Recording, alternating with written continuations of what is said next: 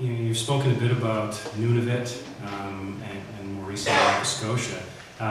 You've also spent time in Manitoba. Mm-hmm. Is there anything you can tell us about your experiences there? Like what kind of things have you done in Manitoba, and maybe there are some lessons learned from that province as well? I co-produced a picture over there, and between Nunavut, we did another somewhat hybridized kind of thing as we've done here with Copperhead, and that was called The Snow Walker, and it was a film of equivalent size. I think it was ended up being maybe $11 million maybe. And we did it with Manitoba, and then a small section, maybe 20% of it was Nunavut, and about 80% of it was Manitoba. And I did learn some things working along with Manitoba. One of the things was that the Manitoba government, I would say, that their level of desire was perfect. When we went there, they wanted. When we went there to try to figure out whether we should film there or not, they wanted us there. I mean, Carol Vivier was the head of things there at the Manitoba Sight and Sound, their film development corporation.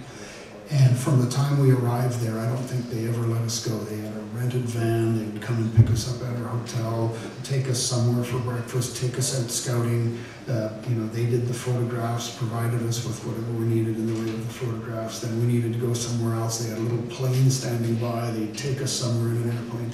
When I said to them that I wanted to take the scouting party to Nunavut, they said, "Oh gosh, really? Well, we'd like to send somebody with you." I thought, well, that's highly irregular. That would be going to another jurisdiction. They wanted to look after their investment. They wanted to make sure this thing didn't get away from them. So they said, well, I tell you what, we'll make a deal. We'd like to send our person with you.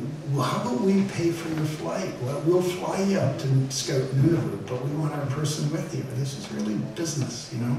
And I said, you know what, we'll do it. So we did it, and they came up, and we looked around. Everybody ended up agreeing that we needed that Arctic look. So we ended up with it, we carved it out 80% Manitoba, 20% Nunavut, and so forth. And I was very interested in that. I was also interested in how dedicated they were to training. They're trying to build this industry out there.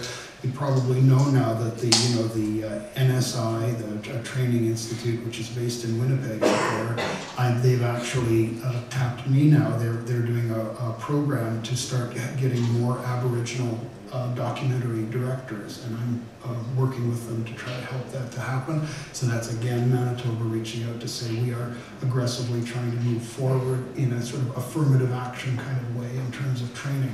So what I found with Manitoba was it wasn't like you were having to arm wrestle them. You weren't having to push and prod and cajole them into doing these things. They're saying to you, we want you here. And when we said with the Snow Walker, there were other jurisdictions, there were other ways, there were other possible models for how you could do a sort of an Arctic-y film. And they said, no, we don't want you to pursue other models. We want you to go with our model. We had a rough budget. They said, we've looked over your rough budget. We are putting $1 million worth of incentive on the table. I said, well, that's a bit premature. I said, our budget is it's a rough budget, and it could change. It could go up, it could go down. We don't care. They said, we're putting the $1 million, and it stands, and we're willing to take the risk. We've noticed in our years here that budgets tend to go up. They don't usually go down. So we don't think you're that bad a risk. It's $1 million, and it stands, and we haven't done all the fine, we haven't dotted the I's, we haven't crossed the T's. Never mind, you can count on our $1 million. That went a very long way in all our discussions with our financiers and everything. We had scenario A, we had scenario B, we had scenario C, the Manitoba one, which had a $1 million guarantee attached to it. The other scenarios kind of faded into the dust so fast. I mean, it was because it's hard to find anything definite in the film business, and Manitoba put themselves out there. They said, we want you here. And they never flagged from that. That was like every minute, every action, everything that they did said, you're going to help us to build our industry. We want you here. There's the money. And it was a very powerful message. I'll never forget it.